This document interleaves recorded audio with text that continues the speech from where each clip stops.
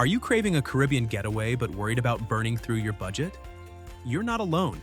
Most people think of the Caribbean as a playground for luxury travelers, but with over 5,000 islands and reefs, there are plenty of hidden gems for every wallet. In this video, I'm counting down the 10 cheapest Caribbean islands where you can stretch your dollar further than you might expect. Don't forget to hit subscribe and join our community of explorers getting practical travel guides on exceptional destinations around the world. At number 10, let's talk about the Dominican Republic. This island is a favorite among travelers, but it's surprisingly easy to visit on a budget if you know where to look. Beyond the big resorts in Punta Cana, you'll find places like Puerto Plata, Samaná, and Las Terrenas, where local guest houses and small hotels keep costs low and the experience feels a lot more personal. If you want to stretch your cash, hop on a local guagua. These minibuses cost around $1 to $2 per ride and will get you to beaches, markets, and towns all over the island. When hunger hits, grab an empanada or a plate of chimichurri for just $2 to $3 at a street stall or local cafe. Even all-inclusive deals can be affordable, especially in the off-season, with many packages dropping to around $100 to $150 per night and covering meals, drinks, and activities. Markets like Mercado Modelo in Santo Domingo are perfect for picking up fresh fruit or handmade crafts, and you'll find plenty of free or cheap activities, from swimming at Playa Bávaro to exploring waterfalls in Samaná. It's one of those places where your dollar really does go further. At number 9, let's head to Martinique. This French island might not be the first place that comes to mind for budget travel, but it actually ranks number 3 on the US news list of best cheap Caribbean vacations. I found Martinique offers a mix of French charm and tropical scenery, and you don't have to spend a fortune to enjoy it. Accommodations are surprisingly reasonable. Many hotels and family-run gîtes offer deals under $150 a night, and you get perks like beach access or a pool. For meals, I love wandering through local markets or grabbing street food. You can try chicken colombo or other Creole dishes for around $9 to $14, which is a great deal for a sit-down meal by the sea. You don't have to spend much on activities either. Hike Mount Pelée or lounge on Les Salines Beach, both free and unforgettable. Martinique proves you can get a real taste of French Caribbean culture without overspending. At number 8, let's look at Jamaica. I always thought Jamaica was out of reach for budget travelers, but in Negril, you'll find beachfront guest houses under $60 a night, much more affordable than Ocho Rios during high season. Even in Kingston, hostels like Ragamuffin offer a simple place to stay without breaking the bank. Eating out is easy on your wallet if you stick to local spots. I grabbed jerk chicken from a street vendor for around $5 to $7, and it came with Festival. Crispy fried bread, that's a staple here. The food is filling, and you get a real taste of the island. If you're into exploring, places like Mayfield Falls are inexpensive and worth the trip, and you can catch live reggae at small venues for little or no cover charge. Jamaica's energy and culture make it a memorable stop, especially when you're watching your budget. At number 7, we have Puerto Rico. Puerto Rico stands out for how easy it is to visit, especially for US travelers, since you don't need a passport or to worry about currency exchanges.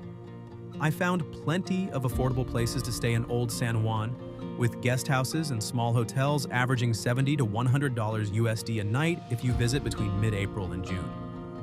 The colorful streets, historic forts, and lively plazas are all within walking distance, so you get a lot of value for your money. Trying local food is a must. I grabbed mofongo at a casual spot for about $8 to $12 and it was filling and packed with flavor.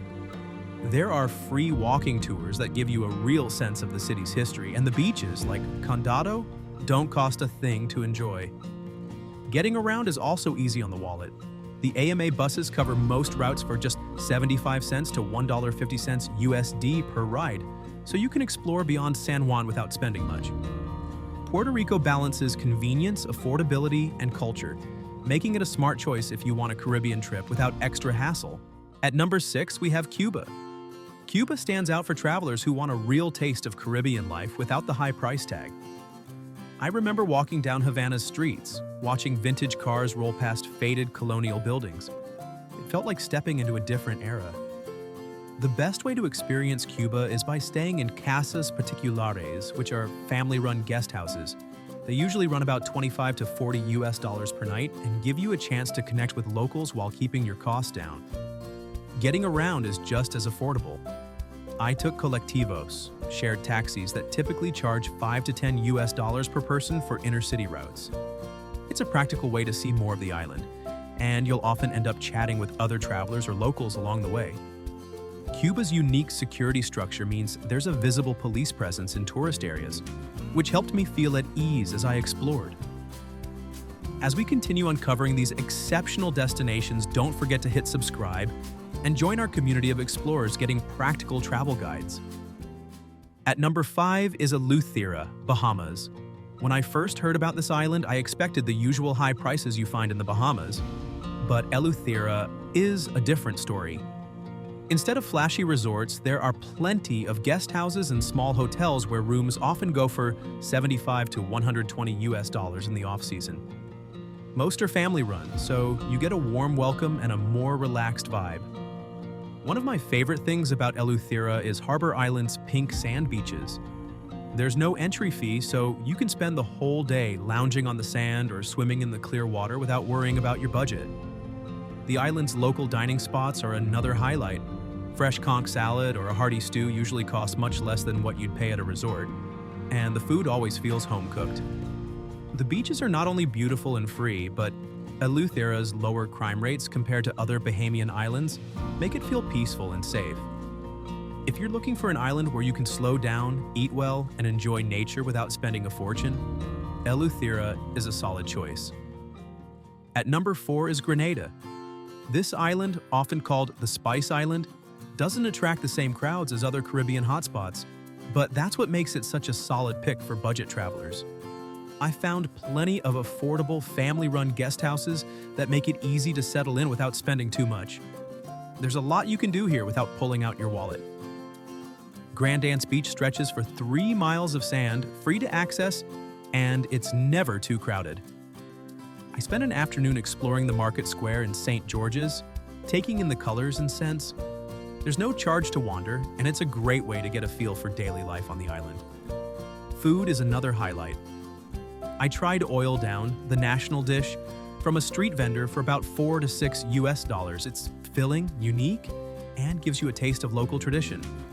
Grenada's relaxed pace and affordable choices make it stand out, especially if you want authentic experiences without luxury prices.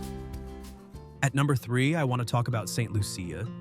People usually picture luxury resorts and honeymooners here, but I found you can visit without spending a fortune, especially if you time your trip right. The best deals pop up in May and June, or again from October to November. In October, room rates can dip up to 40%, though you'll want to look into cancel for any reason insurance since it's hurricane season. Self-catering rentals are the way to go if you're watching your budget. Apartments with kitchens can start around 80 to 120 US dollars per night, and shopping at local markets for produce helps keep meal costs low. I liked being able to prepare my own food with whatever was fresh that day, and it gave me a real sense of how locals eat. There's plenty to do that won't cost you anything, like hiking the pitons or wandering through rainforests. St. Lucia's mix of natural beauty and practical options makes it easy to enjoy the island without overspending. At number 2, we have Trinidad and Tobago. Trinidad and Tobago brings together lively city energy and laid-back island charm, making it a standout for travelers who want culture and value in one trip. I found everything from bustling festivals in Trinidad to quiet, palm-lined beaches in Tobago, all without stretching my budget. There's a wide range of places to stay, and if you book 6 months ahead, especially before Carnival, you can still find rooms under 100 USD per night, even when prices usually double. Food here is both affordable and memorable. I tried doubles, the famous street snack of curried chickpeas and fried bread, for just 2 to 3 US dollars from a vendor. Exploring Tobago's beaches or walking around Port of Spain's central savannah during a festival doesn't cost much. And the savannah itself is well patrolled and safe for cultural strolls. Carnival is a huge draw, and even if you're not joining the parade, it's easy to find affordable ways to enjoy the music and atmosphere. At number 1, we have Barbados. Barbados is a place I always thought of as upscale, but it turns out you can experience the island without overspending. If you skip the big resorts and look for budget inns just a street or two back from the sand, you'll find rooms in the 80 to 120 US dollars per night range. In May, hotel rates can drop by up to 30% compared to winter, so timing your visit really pays off. Eating out doesn't have to strain your wallet either. I tried fish cutters from local vendors and picked up fresh produce at the markets. The Friday night fish fry in Oystins is a highlight. You can feast on flying fish and cuckoo for 5 to 8 US dollars, surrounded by music and a lively crowd. All of Barbados's beaches are open to everyone, so you're never far from a stretch of sand, no matter where you stay. With so many islands to choose from, it's easy to see how the Caribbean can fit a range of interest and budgets. Each place I visited offered something different, whether it was street food, quiet beaches, or vibrant markets. Remember, off-season travel and local stays unlock the best deals, so planning ahead can make a big difference. Which island surprised you most with its low prices? Let us know below. If you found this guide helpful, subscribe for more tips on how to travel well without overspending. And don't forget to subscribe for more expert tips and discover the world's most exciting and affordable places to explore next.